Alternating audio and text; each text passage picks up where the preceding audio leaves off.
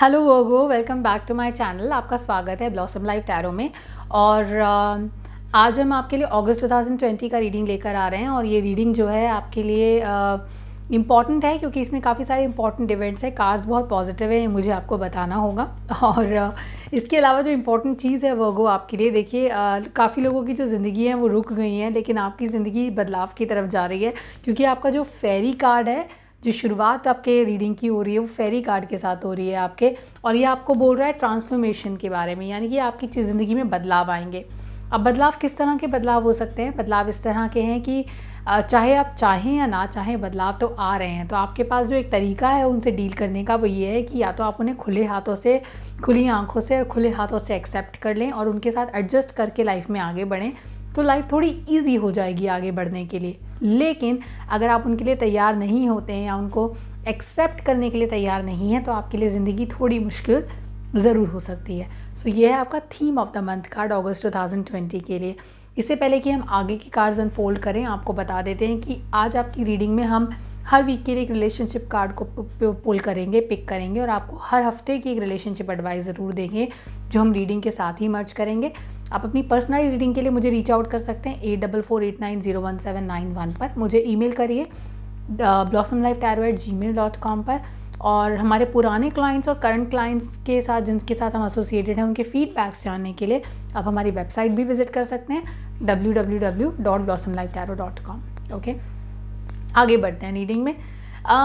Reading में जो पहला हफ्ता है आपके लिए, जो कार्ड्स का पहला हफ्ता है, वो आपको कुछ प्रॉपर्टी रिलेटेड चीज़ें दिखाता है, यानी कि घर का खरीदना, घर के का सेल ऑफ करना, प्रॉपर्टी रिलेटेड इन्वेस्टमेंट करना या प्रॉपर्टी के बारे में सोचना। तो ये इस तरह की वाइब्रेशन ज़रूर देता है। दूसरी चीज़, ये हेल्थ रिलेटेड भी आपको इंडिकेशन देता है कि अगर बहुत टाइम से आप हेल्थ रिलेटेड इश्यूज से जूझ रहे थे वर्गो और आप हेल्थ इंप्रूव करना चाहते थे अपनी, तो उस एरिया में आपकी जो हेल्थ है वो इम्प्रूव होगी। अगर बहुत टाइम से कोई लॉन्ग इलनेस चल रही थी जो ठीक नहीं हो रही थी और आप रिकवरी पाथ पर नहीं आ रहे थे, तो अगस्त 2020 का जो फर्स्ट वीक है आपको रिकवरी के जो पाथ पर है, आपका पहला कदम जो है वो पड़ जाएगा।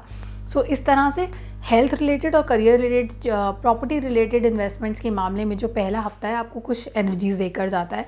उसके अलावा अगर आपके पार्टनर की बात करें, तो आपके पार्टनर आपको काफ़ी पॉजिटिव वाइब्रेशंस दे रहे हैं क्योंकि वो आपकी रिलेशनशिप को लीड कर रहे हैं इस मंथ में। वो हर जगह पर आपको गाइड करेंगे। इस गाइडेंस के दौरान हो सकता है आपको कुछ चीज़ें, कुछ जगह पर आपके आर्ग्यूमेंट्स हों, लेकिन अगर आर्ग्यूमेंट्स होते हैं तो उन्हें लंबा ना खींचेगा और आपकी तरफ से पहला जो स्टेप है वो लेना ज़रूरी होगा। तो अगर आपको सॉरी बोलना पड़े तो हिचकिचाइए नहीं और सॉरी बोलिए, क्योंकि आपकी जो पहली लव एडवाइस आ रही है पहले हफ्ते के लिए वो यही कहती है कि make the effort, you make the effort to make the relationship work, और you make the effort to resolve और conflict, resolve a issue or quarrel whatever you have between you। सो उसको रिजॉल्व करने के लिए ज़रूरी है कि आप एफर्ट करें और आपके एफर्ट्स खाली नहीं जाएंगे। ओके, दूसरे हफ्ते में अगर हम एंटर करते हैं इन्हीं एनर्जीज़ के साथ, जो काफ़ी पॉजिटिव एनर्जीज़ हैं, रिकवरी की एनर्जीज़ हैं, और आपको आपकी हेल्थ इंप्रूवमेंट हो रही है, यहाँ पर इंप्रूव हो रही है। इसी एनर्जी के साथ आप दूसरे हफ्ते में एंटर करते हैं। यहाँ पर जो सिंगल वर्गोज़ है उनके लिए अपॉर्चुनिटीज़ बहुत ही अमेजिंग है, क्योंकि यहाँ वो किसी नए इंसान से मिल सकते हैं और उनके डिज़ायर्ड इंसान से वो मिल सकते हैं, यानी कि ऐसा इंसान जिसको वो वाकई चाहते थे अपनी ज़िंदगी में।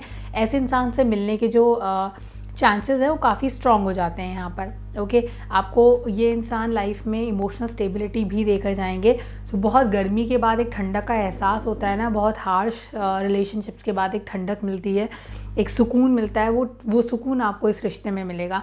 बहुत पॉजिटिविटी है इस रिश्ते के अंदर। ओके, और आप शायद इस रिलेशनशिप के लिए अपने कंफर्ट जोन से बाहर आने की भी तैयारी कर चुके होंगे, यानी कि आप तैयार हैं कॉम्प्रोमाइज़ करने के लिए लाइफ में, रिलेशनशिप में जाने के लिए। लेकिन जो सेकेंड वीक की एडवाइस है वो आपको ये कहती है कि किसी भी रिश्ते में जाने से पहले ज़रूरी है कि आपकी जो एक्स एनर्जीज़ हैं, ठीक है, उनको क्लीन करने का वक्त आ गया है। किसी पुराने रिलेशनशिप की अगर यादें आपके दिमाग में हैं, आप पुराने पार्टनर को हॉन्ट करते हैं, स्टॉक करते हैं सोशल मीडिया पर, उनके बारे में पता करने की कोशिश करते हैं, तो अब ज़रूरी टाइम ये आ गया कि आप उसको रिलीज़ करें, ज़िंदगी में आगे बढ़ें और खुश रहें लाइफ के अंदर। ये इंपॉर्टेंट चीज़ है। ओके, दूसरे वीक की एनर्जी है, तो ये आपको कहती हैं कि कोई भी पुरानी एनर्जी, स्टेल चीज़ें हैं, वो अपनी लाइफ में लेकर आगे मत बढ़िएगा। टॉक्सिक एनर्जीज़ को लेकर लाइफ में आगे मत बढ़िएगा, क्योंकि वही टॉक्सिन फिर आपकी करंट रिलेशनशिप में भी आएगा। तो अपने आप को क्लीन करिए, ओके, वो इम्पॉर्टेंट है। इन्हीं एनर्जीज़ के साथ जब हम थर्ड वीक में बढ़ते हैं वर्गो, तो थर्ड वीक में आपको जो इम्पॉर्टेंट चीज़ मिलती है वो होती है फैमिली टाइम। सो अब आप एक नए इंसान से मिलें, अब इस नए इंसान से मिलने के बाद आप कुछ ऐसे इवेंट्स में शायद उनसे मिलेंगे जहाँ पर बहुत सारे लोग होंगे या लोगों की प्रेजेंस बहुत ज़्यादा होगी, आपको बात करने का मौका ना मिले, पर वहाँ आपके लिए ये इम्पॉर्टेंट है कि जितनी फैमिली वहाँ इम्पॉर्टेंट होगी उतनी ही ज़्यादा आपको अपनी रोमांटिक लाइफ एक्सप्लोर करना भी इम्पॉर्टेंट होगा। तो टाइम निकालिए, मौके देखिए, क्योंकि ज़रूरी है आपके लिए कि आप फैमिली के साथ साथ अपनी रिलेशनशिप को भी उतनी ही इम्पोर्टेंस दें जितनी की फैमिली इम्पॉर्टेंट है। Okay, excuse me. फाइनेंसेस के मामले में थर्ड वीक थोड़ा सा डिफ़िकल्ट हो सकता है। डिफ़िकल्ट भी नहीं होगा, मैं ये कहूँगी कि आप थोड़े से माइज़र कंजूस की तरह से एक्ट करेंगे, पैसे ज़्यादा खर्चा नहीं करना चाहते हैं, संभाल कर रखना चाहते हैं, और इसके साथ साथ आपके इमोशंस में भी आप थोड़े से स्ट्रॉन्ग हो जाएंगे। यहाँ पे स्ट्रॉन्ग कैसे हो जाएंगे कि उनको प्रोटेक्ट करने में स्ट्रॉन्ग, अपनी जितनी स्ट्रॉन्गनेस है, जो ताकत है, वो दिखाएंगे। तो आपको अपने इमोशंस को कवर नहीं करना है, आपको अपने इमोशंस को निकाल कर बाहर लाना है अपने दिल से और एक्सप्रेस करनी है अपनी फीलिंग्स उस इंसान के सामने, जिससे आप अपने प्रोस्पेक्टिव पार्टनर की तरह देखते हैं। तो एनक्लोज करके मत रखिए अपने आप को, अपने आसपास शेल बनाकर मत रखिए, ये इंपॉर्टेंट है।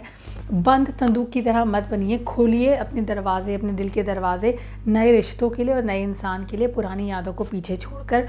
फाइनेंसेस के मामले में चाहे आप कंजूस क्यों ना हो, लेकिन इमोशंस के मामले में आप कंजूसी जो है आपको अच्छी नहीं रहेगी आपके लिए। तो वहाँ आप एक्सप्रेस करना ज़्यादा बेहतर रहेगा फीलिंग्स का, रादर देन उनको दबा कर रखने से। ओके, इसी एनर्जीज़ के साथ जब आप फोर्थ वीक में जाते हैं तो आपको मौके मिलेंगे इस इंसान के साथ इंटरेक्ट करने के किसी रिलीजियस सेरेमनी में, यानी कि किसी सत्संग, पूजा, किसी दरगाह पे आप गए हैं, वहाँ आप मिलते हैं किसी इंसान से, उनको देखते हैं, या किसी पूजा पाठ वगैरह में अगर आप जाते हैं वहाँ उनको देखते हैं, या चर्च में आप जाते हैं, चर्च में आप मिलते हैं इनसे। तो इस तरह की जगहों पर आप इनसे मिल सकते हैं, किसी वेडिंग में मिल सकते हैं इनके साथ, तो वो एसोसिएशन दिखती है यहाँ कार्ड्स में। उसके अलावा वो अगर आप लीगल मैटर्स में कहीं इन्वॉल्व हैं, अगर प्रॉपर्टी डिस्प्यूट है, कोई झगड़ा चल रहा है, कोई कॉन्फ्लिक्ट चल रहा है, फोर्थ वीक में आप उसका निपटारा देख सकते हैं। तो फोर्थ वीक तक आते आते वो चीज़ें रिजॉल्व होती हुई दिखती हैं, वो चीज़ें सुलझती हुई दिखती हैं। अगर आप किसी तरह के लीगल मैटर में इन्वॉल्व हैं तो वो यहाँ पर दिखता है।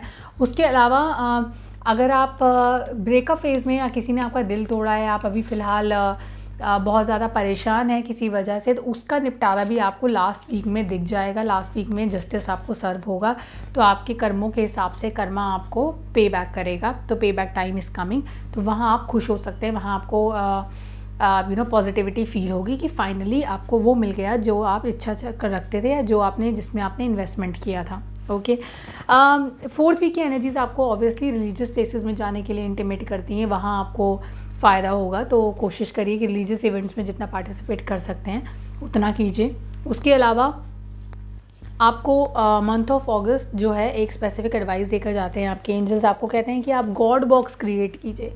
What is God box? एक छोटा बॉक्स लीजिए और उसके अंदर एक छोटे पीस ऑफ पेपर के ऊपर अपनी डिज़ायर्स, अपनी डर, अपनी जो तकलीफ़ें हैं उनको लिखिए, और उनको लिखने के बाद गॉड बॉक्स में डाल दीजिए, और गॉड से कहिए कि ये मेरी वरीज़ हैं, ये मेरी प्रॉब्लम्स है, ये मुझे परेशान करता है, मुझे इससे निपटने का तरीका बताइए, और मैं इनसे छुटकारा चाहता हूँ, ये डर से छुटकारा चाहता हूँ, या अगर कोई आपकी डिज़ायर है तो आप उसे पाना चाहता हूँ, वो भी उसके अंदर डालिए। और देखिए आपके जो मैसेजेस हैं डायरेक्टली वो भगवान तक पहुँचेंगे, आपके खुदा तक पहुँचेंगे, तो जिनमें आप विश्वास रखते हैं उन तक पहुँचेंगे, और वहाँ से गॉड आपको अपने आप ब्लेस करेंगे, ठीक है, और आपकी जो इच्छाएं हैं वो पूरी होनी शुरू हो जाएंगी। ये एक तरीका आप कोशिश कीजिएगा उसको अप्लाई करने की अपनी लाइफ में। और एक और एडवाइस जो आपके लिए आती है, आपके रिलेशनशिप एडवाइस कार्ड से काफ़ी मैच करती है। वो किस तरह से मैच करती है? वो आपको ये कहती है कि एक्सप्रेस करिए अपनी फीलिंग्स ना। ये ज़रूरी है कि आप अगले इंसान को ये बताएं कि आप उनको कितना प्यार करते हैं, वो इंसान आपकी लाइफ में कितना मैटर करते हैं, या वो इंसान आपकी लाइफ में कितने ज़्यादा इंपॉर्टेंट है।